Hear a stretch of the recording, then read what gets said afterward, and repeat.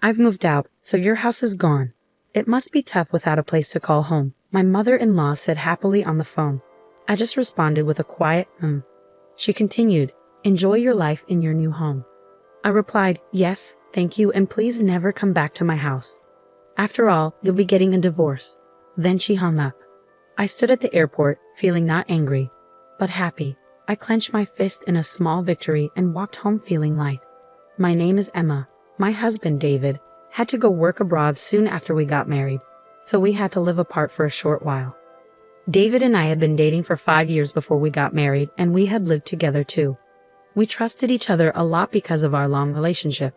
I wasn't worried about David cheating on me. I just hoped he stayed safe while he was away. Our days should have been calm, even though sometimes I felt lonely. But things got complicated when my mother-in-law decided to move into our house. She got divorced when David was young. When she found out David was going overseas, she said, I'll keep an eye on you, Emma, to make sure you don't cheat. She started living in our house without asking us first. It turns out she was cheated on and left by my father-in-law, who disappeared afterwards. Worried the same thing might happen to David, she decided to watch over me. But her constant spying made life really hard. I felt desperate, so I asked David for help. He kept telling his mom to leave, but she wouldn't listen. David trusts you too much, Emma. I can tell you'll cheat. She accused me for no reason, giving me a headache every day. No matter what I did, she thought I was being unfaithful. She wouldn't even cook dinner for me. She'd use food from the fridge to make her own meals, never leaving any for me. And she didn't buy groceries herself. She used the ones I bought, leaving me with nothing when I came home. I complained about it, but my mother-in-law didn't seem to care or listen. I bet you're out having dinner with your boyfriend since you're cheating, she'd say, which made me really upset. Even when I came home late from work and started cooking, she'd make a scene, saying, you must be cheating if you come home at this hour, leaving your mother-in-law alone.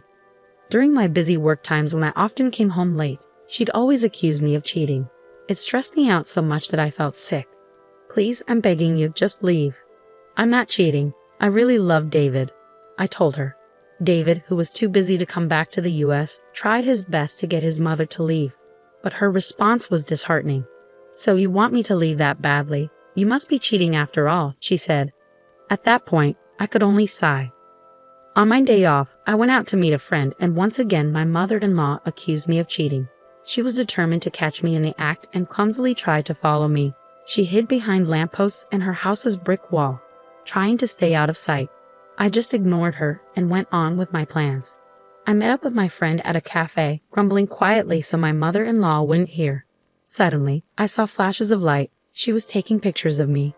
My friend, Abby, who I've known since our student days, looked suspicious and asked, "What's that?"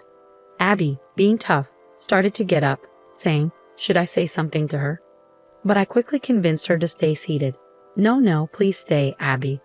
Abby had a pixie cut and wore street-style clothes, which made her look a bit like a man. I joked that my mother-in-law might have thought she was a guy, which made Abby burst out laughing. Finding the situation amusing, Abby leaned closer to me, pretending to hold my hand to tease my mother-in-law. Each time my mother-in-law took a picture, she seemed thrilled, snapping away while her nostrils flared with excitement.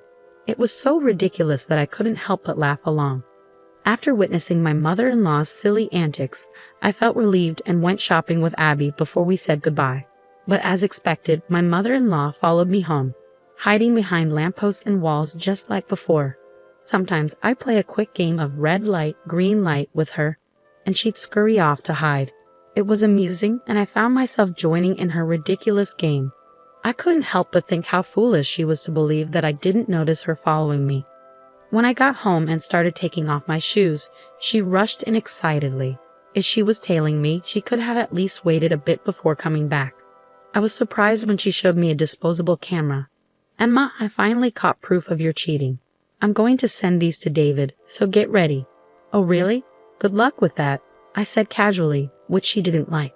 She spent the rest of the time buzzing around me like a nagging child. "Are you okay with this? It's proof of cheating. Your face and his are clear in the photos." But I just calmly kept saying, "That's fine." It was unfortunate that Abby's appearance sometimes led to her being mistaken for a man, but David knew her well from before we got married. So even if my mother-in-law sent a photo of me with Abby to David, he'd probably recognize her as just a friend. Despite enduring my mother-in-law's ridiculous schemes, I suddenly had to go on a business trip overseas. It was a shame I wouldn't get to see David because it was in a different country, but it couldn't be helped. I told my mother-in-law about my trip, although I didn't ask for her opinion. But in her mind, it seemed like a romantic getaway.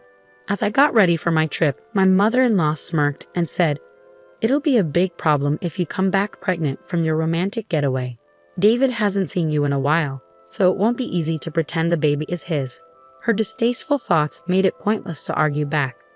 I replied casually, "Yeah, it's just a business trip, not a romantic getaway," and headed off. The trip was really busy, and the days passed by quickly in a blur. When I finally got back to the US, I was exhausted. My boss, who had also been on the trip, seemed tired too and went home. I had planned to grab some duty-free sweets before heading home, so I took a break on a bench. Just then, my phone rang. It was Abby calling, and she had something surprising to tell me. "Hey Emma, welcome back. There's something I need to tell you. Your mother-in-law showed up at the company where I work." "What?" Abby's family's company isn't the kind of place just anyone visits. Hearing that my mother-in-law went there made me really angry. Abby explained how she handled the situation and asked if she went too far. I replied, "No, I think it was just right." After laughing and ending the call with Abby, I was about to leave when I got another call from my mother-in-law. "Emma, you should be back from your trip now. Did you enjoy your affair trip?" I said, it wasn't an affair trip, and I didn't particularly enjoy it because I went there for work. "Well, I've already sent David the evidence photos." I simply responded with, "Hi C" to my mother-in-law, who seemed pleased with herself. Ignoring my lack of reaction, she just kept on talking. "Actually, I moved, so your house is no longer there. I sold the old house. So you must be struggling without a place to go back to. But hang in there," my mother-in-law cheerfully said. I responded with an uninterested huh as she laughed happily. "Enjoy your life in your new house. Thank you, and please never come back to our house. After all, you're going to be divorced soon." After my mother-in-law hung up, I stood in the airport for a while. But slowly, I felt better. It wasn't anger in my heart, but joy. I did it. I pumped my fist a little and started my journey home with a light step. Of course, I was going back to the house my mother-in-law claimed she had sold. Maybe she had taken out the furniture. Even though a lot of things were missing, I accepted it as a parting gift. I quickly called a locksmith to replace the front door lock, ensuring my mother-in-law couldn't get in even if she tried to return. Then I sprawled out in the living room, basking in the freedom I had finally achieved. Inside the house, I pumped my fist again and shouted, "I did it." The next day, I received a call from my mother-in-law. "What's wrong?" I asked her with a hint of malice. She sounded flustered and trembled as she spoke. "Actually, I thought I sold the house, but it turns out I didn't. It seems I borrowed money without realizing it. Debt collectors are coming, and it's really scary." "That sounds terrifying," I replied, realizing that the company she unknowingly visited, thinking it was Abby's parents, was actually a real estate company on the surface, but secretly involved in loan sharking. According to Abby, they had warned her multiple times that the house couldn't be sold. The house was in David's name, so she couldn't just sell it on her own.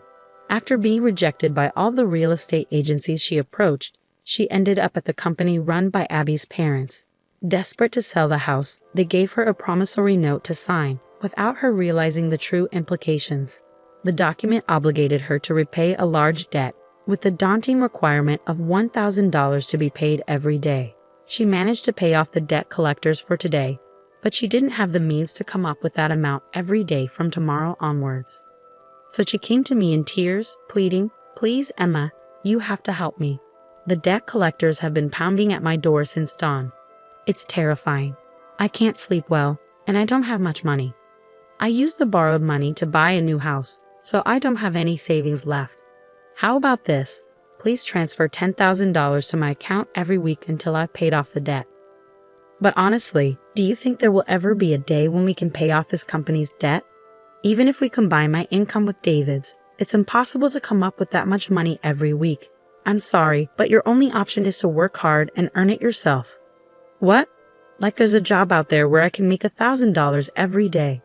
Well, why not try talking to the company you borrowed money from? Maybe they can help you find a good job. I meant it as a joke, but my confused mother-in-law responded, Really? Then I'll go and see, and hung up. I sighed to myself, realizing there was no stopping my mother-in-law now. Later, I heard from Abby that my mother-in-law had suddenly shown up at the company and said, I have no choice but to work because I have no money. Is there a simple and easy job where I can earn more than $1,000 a day? Abby and her team managed to find my mother-in-law a job, but it wasn't what she expected. The company was one where many employees lived in rundown shacks serving as dormitories. At this company, the workers toiled tirelessly day and night, often doing physically demanding labor. Even elderly individuals were pushed to work relentlessly. My mother-in-law seemed to be working herself to exhaustion. The workplace dormitories were fenced in with barbed wire, resembling a prison, and employees were blindfolded and transported to and from work in vans, leaving them unaware of their location. She'll be free, won't she? She can pay off the debt, if that day ever comes, Abby said with a smile. She's a dear friend of mine, but I can't help feeling a bit frightened for my mother-in-law. Several weeks after my mother-in-law disappeared, David's overseas assignment ended, and he returned home. When I explained what had happened to David, he simply said, There's nothing we can do about my mom. All we can do is wish her well from a distance. It became clear that David never really got along with his mother. While he tolerated her because she was his mother, it seemed he had run out of patience with her constant suspicions about me, his wife. When I asked David of the supposed evidence photos of my infidelity, he said, Oh yeah, as if he had forgotten, and handed me a photo from his bag. That's Abby, right? I have no idea why my mom would think this is proof of infidelity. I actually had a big argument with her on the phone. I told her I cut ties as she kept suspecting you, Emma, but she wouldn't listen. It really frustrated me, but I thought this was a good picture, so I brought it home. It's true, my mother-in-law might have had a talent for photography. What a shame. The photo she took of Abby and me, with the beautiful scenery in the background, had a certain style, like a page from a photo album. It was amusing how Abby was playfully making a peace sign behind her back. That was just so like her. We really owe Abby a lot. We should visit her properly sometime soon. Just be careful not to sign any documents she might try to give you. I'll never sign anything from Abby. David and I chuckled together. Finally, we were able to live like a newlywed couple. We had no idea what happened to my mother-in-law after that, but she's probably still working hard somewhere in the States. We could have found out where she was by asking Abby, but neither David nor I had any desire to track her down. David and I continued to live happily together, and eventually we welcomed our first child. We're enjoying our blissful days.